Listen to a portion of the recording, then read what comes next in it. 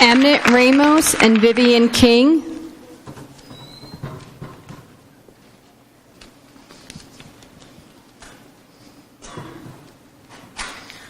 Hi. Thanks for giving us an outlet, I guess, to voice our concerns. I've been struggling the last few days trying to figure out which hat to wear as I wrote this testimony. I'm a mom, I was an English language learner, and I'm an educator. This test affects me, my children, and my other children in so many other ways. So I spent a lot of time wondering what I wanted my focus to be, since I only have 5 minutes and I was barely given a week's notice to write this. Today I choose to be an ELL who happens to teach ELL students. I teach in a wonderful urban SDA district, formerly known as Abbott, where we happen to use a dual language program model. For the past 4 years, at least half of my class, if not more, is Latino. And from those 8 to 10 students, at least 7 of them are ELL students. We have 2 days a week where I speak Spanish the entire day, because it has been found that children who learn to read in their native language first actually become more fluent in English. It works, and I've seen it happen. This model follows them into kindergarten, but stops there. Once a child enters first grade, the dual language model we use ends, and if they enter the school system in the first grade or higher, they never experience it. In my preschool class, I'm at liberty to make assessments in English or Spanish. Sometimes I start in one language and end up having to redo it in the other because they're either not ready for the English or they've actually reached a point where they understand the English assessment better. The point is, I'm at liberty to do that. I know my children better than anyone else in the district, and my district has entrusted me to make those judgment calls, just like we've always trained and entrusted our teachers to do it. Our ELL children don't get these accommodations once they start testing, and I don't understand why. How can we label someone as below proficient just because they aren't fluent in the language, and consequently hold teachers and schools responsible for something that is completely out of their control? I understand it's an English language arts test, but aren't we also grading comprehension and the ability to make valid arguments based on some form of literature? Today, with the PARCC and the Common Core state standards, the situation is even more unjust, as our math tests have become an extension of our language arts tests with extremely wordy and purposely confusing questions.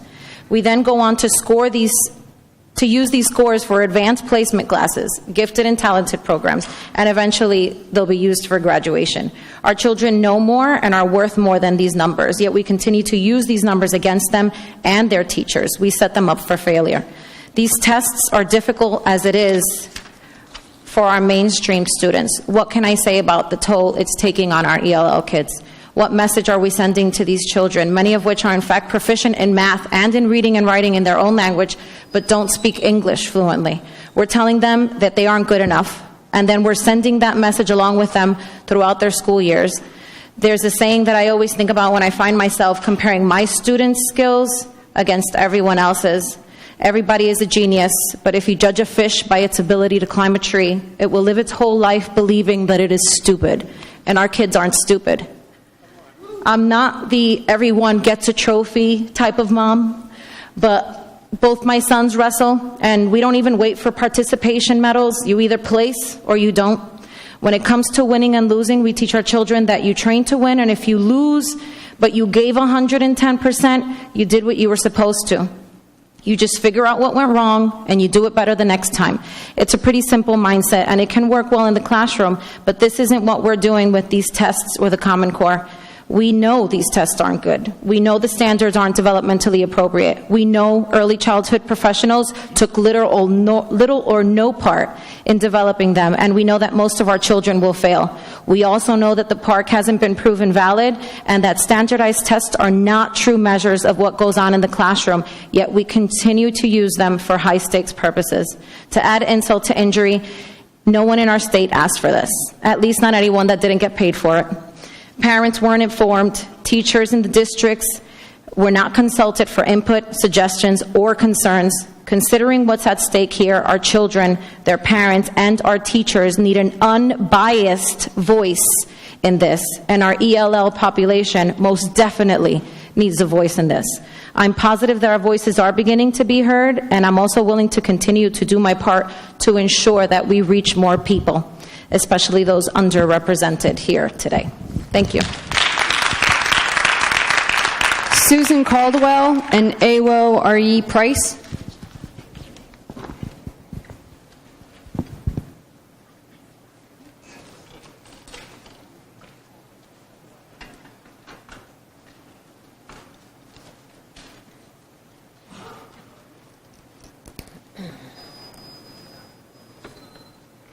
Hi, my name is Save Our Schools New Jersey. It's not. My name is Susan Caldwell, and I'm here on behalf of Save Our Schools New Jersey, a 21,000-member, all-volunteer, grassroots, nonpartisan bunch of parents and others who support public education. I'd like to say at the beginning, if it's at all possible, to have additional public hearings at times and locations that are more convenient for working parents and more centrally located, like how about a hearing in either Union or Middlesex counties? We've heard from our members that that would be very well received, and they'd be very grateful for the opportunity to come talk to you. So as you can probably guess, I'm here to tell you that parents do not like the impact PARCC tests are having on their public schools, and they are now organizing to push back. I'm sure you're all well aware that last month about 100 people attended the State Board of Ed meeting to protest high-stakes standardized tests. We know that hundreds of parents have attended Take the PARCC events, where they've witnessed the test's myriad flaws, from bulky technology to incomprehensible questions. I took the third grade math test and couldn't figure out how to divide a circle into sixths on the Chromebook. In addition, thousands of parents have viewed the film Standardized, which details the damage high-stakes tests are inflicting on public schools. And increasingly, we see that parents are refusing to subject their students to these tests. The Facebook page Opt Out of Standardized Tests New Jersey has doubled its followers in just 2 weeks. And despite some intimidating memos from their own professional groups, at least 45 school districts have announced they will accommodate rather than punish students who will refuse the tests. My own Facebook page, the Save Our Schools New Jersey Facebook page, picked up more than 1,000 followers last week, and our posts unbelievably reached in excess of 100,000 people. That's not to say that Save Our Schools New Jersey doesn't believe that tests play an important role, because we do believe a reasonable amount of testing will provide important diagnostic information to help teachers provide appropriate instruction and attention to individual students, but we don't believe high-stakes tests provide that information, and we certainly don't believe the new PARCC tests do that either. We're disturbed that New Jersey intends to use them to make decisions about whether students can graduate from schools, whether teachers will be fired, and whether schools will be closed. We also oppose what the overemphasis on high-stakes standardized testing like PARCC is doing to our public schools and our students. Preparation for PARCC is replacing real learning with weeks of instructional time lost to preparation drudgery. Just recently had a phone call from a parent who told me that the PARCC prep exercises are being used in grading, and she is very upset that that would ever count towards marking period grading, was very concerned about the amount of emphasis the school district was placing on it. My own district, and where I served on the Board of Education for a few terms, spent $1 million to upgrade infrastructure and for purchases of Chromebooks. And I came from a J district. If my district needed $1 million, I can't imagine what poorer districts have to spend. I talked to the board president last night, and she told me this was especially disconcerting because after the massive cuts that the district faced when this governor took over and the continued flat funding for the past 6 years, she was happy that the district was finally able to stabilize itself and was quite unprepared for an additional $1 million in unfunded mandates. We are also aware that curricula are being narrowed and non-tested subjects like science, art, music, and foreign languages are being cut back to make more time for PARCC-tested subjects.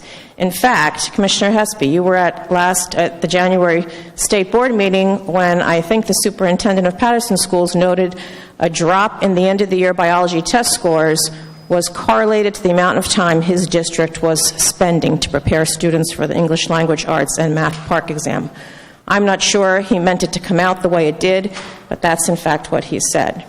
Teachers are aware that low test scores will cost them their jobs, and they feel pressured to teach to the test. So, after that litany of complaints, here's what Save Our Schools does support, and we ask that you consider these following changes. A decrease in the number of hours of high-stakes standardized testing. No high-stakes standardized testing for students below 3rd grade, and that includes preschoolers. The right to have children opt out of tests. Full disclosure by the testing companies of their political donations. And finally, a delay in any decision based on PARCC tests for 2 years until the results have thoroughly been studied by a panel of experts. And finally, I'd be remiss if I did not mention the formation of what appears to be a pro-PARCC coalition, and note that 7 of its 9 members are also members of this PARCC Study Commission. Save Our Schools New Jersey respectfully urges this study commission to keep an open mind and consider all points of view during deliberations, and particularly when developing your final recommendations. Thank you for your time. Sally Gellert and Gina Debello.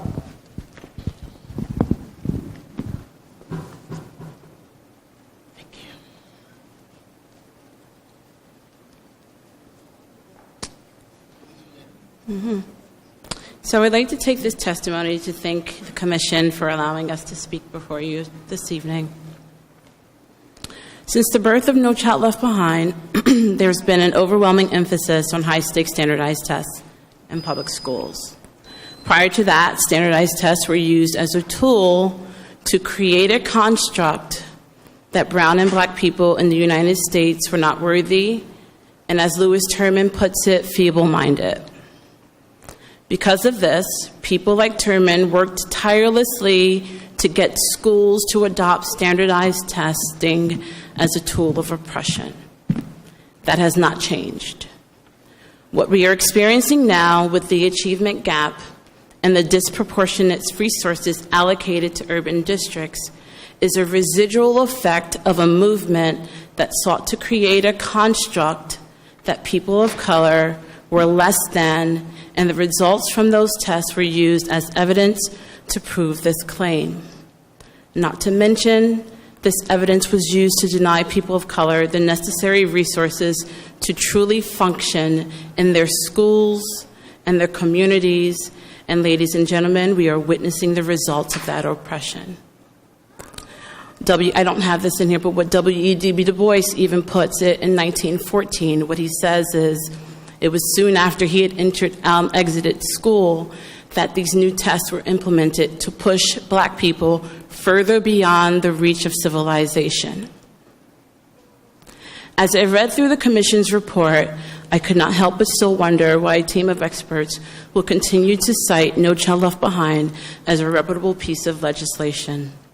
What we may fail to even acknowledge is that the myth that No Child Left Behind was built around.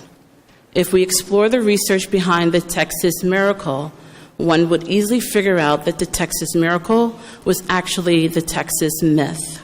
I've got the footnote at the bottom. It is absurd to think that much of the rhetoric, reforms, and decisions that we are seeing in public schools were all based on a myth, a lie, and an illusion that many people are trying to protect instead of admitting error and fixing what is really wrong. How can we, in good conscience, continue to push damaging mandates rooted in untruths? Who will fix this error? Can we trust that everyone on this commission will be committed to doing what's best for our children and not the standardized testing companies and big corporations? Can we trust that you will approach this with the knowledge of what we know is best for our children and our democracy? As mentioned in the Commission's preliminary report, yes, it is true that the state took the No Child Left Behind waiver in exchange for establishing career college readiness expectations for students, teacher evaluation, principals evaluations, so on and so forth. The test and punish culture in our country is what has led schools to place those same kinds of pressures on our children. When schools do not meet certain proficiency levels, they are punished with more oversights and efficiency models that continue to strip the autonomy away from the schools and the teachers. Schools then ask teachers to create assessments that model the standardized tests and teach to those tests in order to avoid shame, blame, and guilt. What the Commission's interim report fails to acknowledge is the centuries of oppression and inequality our country has been grounded on. Our schools are a reflection of these inequities, and many refuse to examine the problems in education from that critical analysis. I would like us to take a look at the 5 points made in the report. The first one was, despite the perception that federally mandated state testing is the root of the issue, students across all grade spans take more school district tests than state assessments.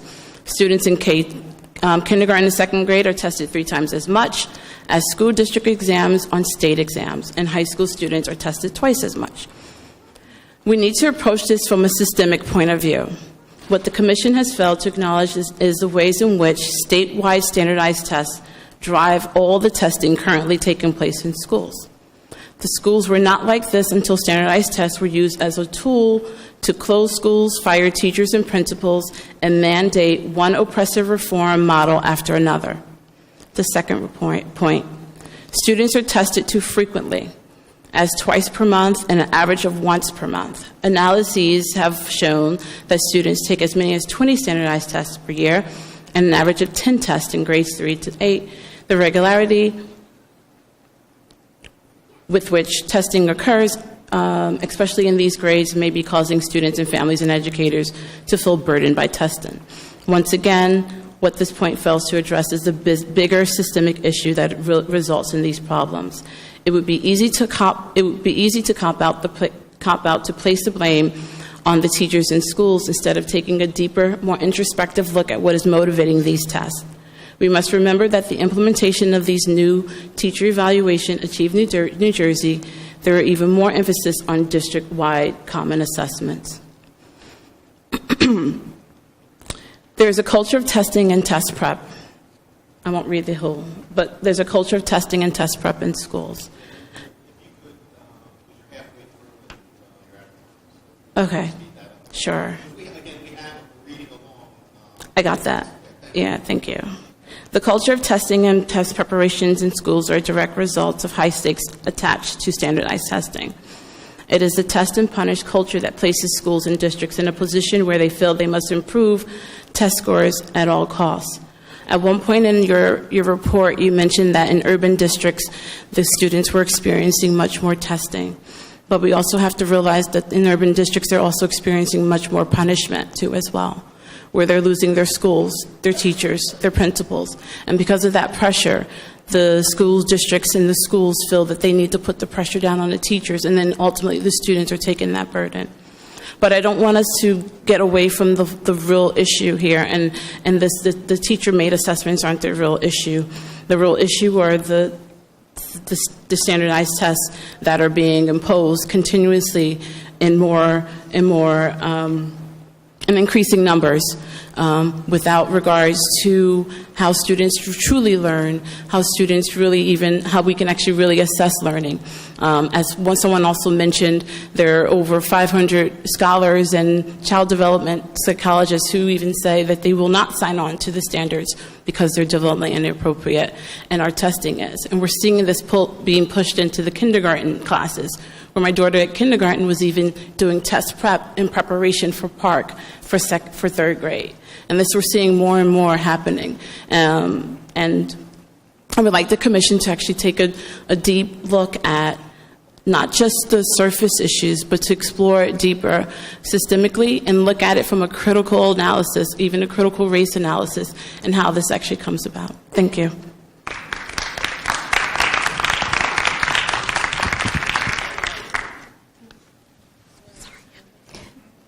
Lorenzo Richardson and Jean McTavish.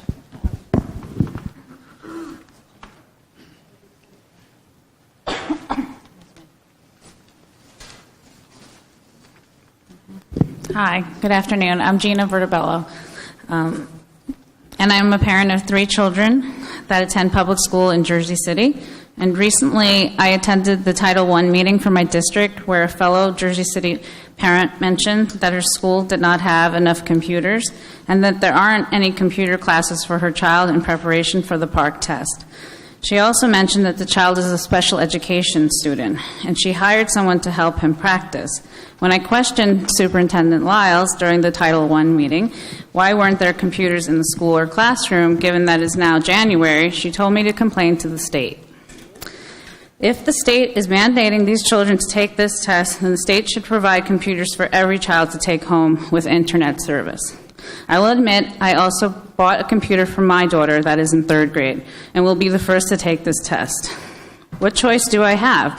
The Jersey City District has not adopted a policy for parents to opt out, and I do not want my child to miss school or be absent, nor would I want her to stare at a computer during a test. I also worry how this will affect her if she wants to get into an AEP program in the future. There are many variables that run through my mind, and I know this test won't count this year, so why do it now? Why are we stressing the children and the teachers? Why should teachers be evaluated on how these children do on a test that doesn't count? Let me guess, it's all about money and whose pockets it's filling. I'm also concerned with this test that you're gathering data on our children. Are you setting our children up to fail with this test? Our district in particular is a poorer one with many issues with families that have language barriers. If we do not provide our children with the essentials, how will they succeed? I understand why Common Core was developed. I am not thrilled with what my children bring home from school, and sometimes I wonder who wrote this stuff and how do they expect children to do well. It is very rigorous. My 3rd grader has benchmark tests and a host of other tests in 1 week. Don't you think that's a little excessive? I am thankful that there at least is art and gym and music left for some creativity. What happened to learning to write in cursive? How will children be able to read old texts or sign their names? What about geography? I guess they can just Google it, right? I understand change is sometimes hard for people to accept, but why do we have to start with our kids? I remember taking my GREs and my real estate tests on a computer, and I thought it was very difficult. We assume that children were born into technology. It's not true for every child. They aren't standard, and not one size fits all. All children are different, and although I would like for my children to be ready for college, I know there are better ways to do this. I'd like to finish with a quote that I found from an article, Who Sets the Standard for Standardized Testing, written by Julie Veloz. And she quoted Michelle Obama, "If my future were determined just by my performance on a standardized test, I wouldn't be here. I guarantee you that." Thank you.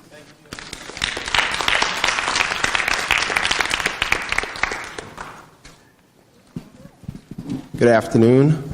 My name is Lorenzo Richardson, and I am here as a resident and taxpayer of Jersey City. I also want to disclose that I am a member of the Jersey City Board of Education. Please note that I am speaking as an individual, and I am not authorized to speak on behalf of the board, nor am I speaking on behalf of the board. These are my own personal statements and comments. I want to say that I am having a problem with the implementation of Common Core in PARCC. I personally took the 3rd grade math and 11th grade language arts practice tests and have many concerns about the reliability and the relevance of the test questions. My biggest concern is the amount of time being used in the classroom for test prep in place of instruction.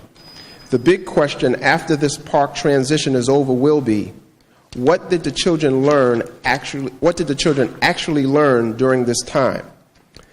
I thought that tests are thoroughly gone over by experts and vetted for accuracy and significance to the subjects that are being taught in the public schools. Everywhere I go around this state and in other states, this does not seem to be the case. And why are there only 12 states taking the test? Wait, excuse me.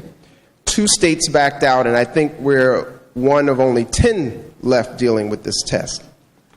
If we are going to be fair to our children, who already have enough to deal with in this world we are living in, at least we as the adults should ensure that they are being treated with respect and dignity.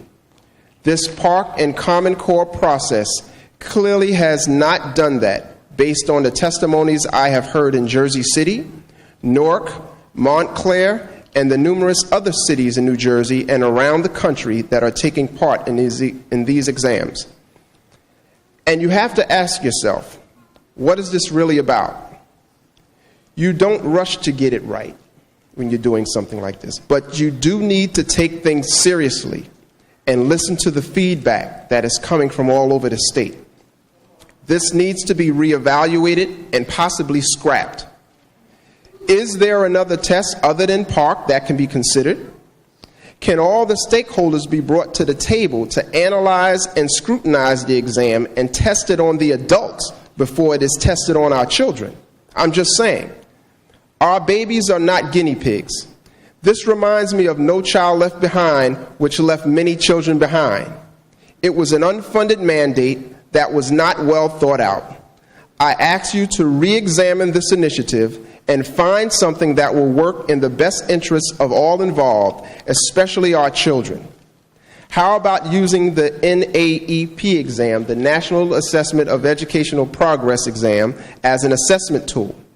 And should we really be testing so much that when there is a finite amount of time for our children to learn the things they need to be prepared to go into the world? I ask you to take these things into consideration, and I thank you for your time. And my final comment, if I could take the time to say, and I use this as a personal mantra. When I learned that slaves were being killed for trying to read, that told me everything I needed to know about how important education is. And if we're not taking as a serious approach to education as that, then we're not doing our job. Thank you and good night.